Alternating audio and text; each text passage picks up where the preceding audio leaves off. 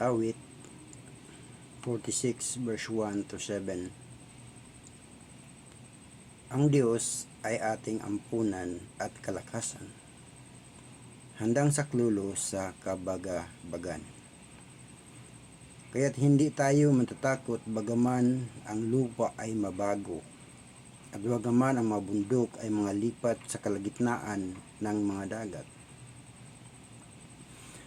Bagaman ang tubig niyaon ay magsihugong at mabagabag, bagaman ang mga bundok ay mga uga dahil sa unos niyaon sila.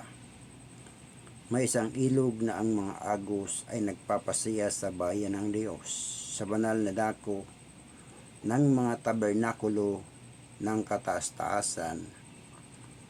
Ang Diyos ay nasa gitna niya, siya'y hindi makikilos, tutulungan siya ng Diyos na maaga. Ang mga bansa ay magkakagulo, ang mga kaharian ay mga kilos. Inihiyaw niya ang kaniyang tinig, ang lupa ay natunaw. Ang Panginoon ng mga hukbo ay sumasa atin, ang Diyos ni Jacob ay ating kanlungan sila. So dito, ipinapakita ng salita ng Diyos yung tungkol sa sitwasyon na magpapaglumihanan sa tao. Paghugong ng mga dagat, pag-uga ng lupa, paglindol. So dito, napakita ng salita ng Diyos na kapag nangyari ang mga bagay nito, kailangan nating magtiwala sa Diyos. Kailangan nating malaman na may Diyos na totoo, Diyos na buhay, at Diyos na makapangyarihan. So kung titingnan natin yung nangyayari, yung hugong ng tubig, mga pangyayari, nilindol ang Davao, nilindol ang Surigao del Sur, binumba ang Marawi. Ang mga palatandaang ito ay pinapakita na ng Diyos sa atin.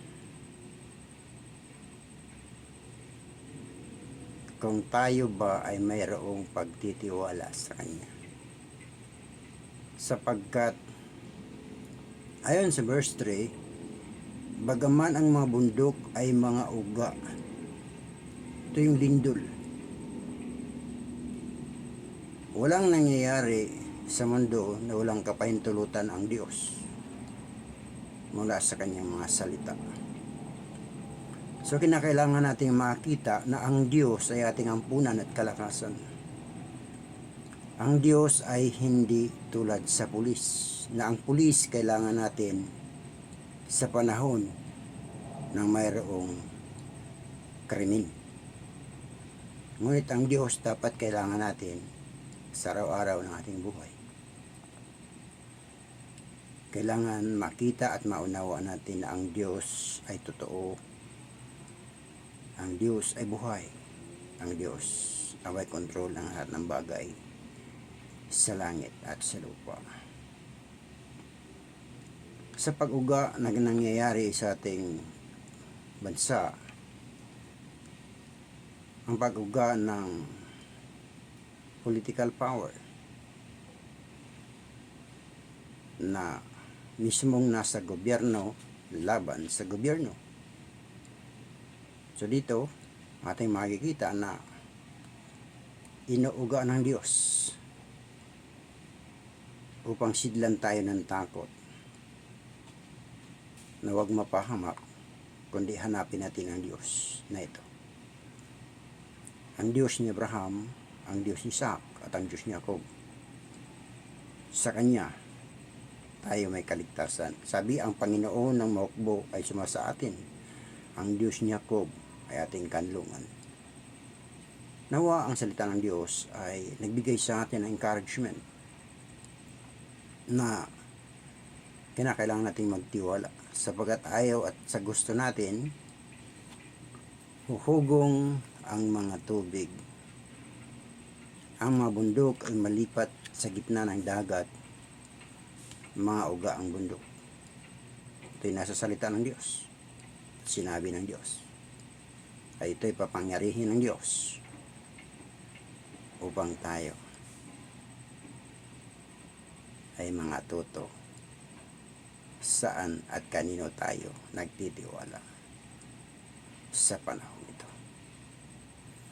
Purihin ang Diyos sa kanyang mga salita, purihin ang Diyos sa kanyang katapatan, purihin ang Diyos sa kapahayagan. Mula sa Awit chapter 46 verse 1 to 7. Sa Diyos ang papuri.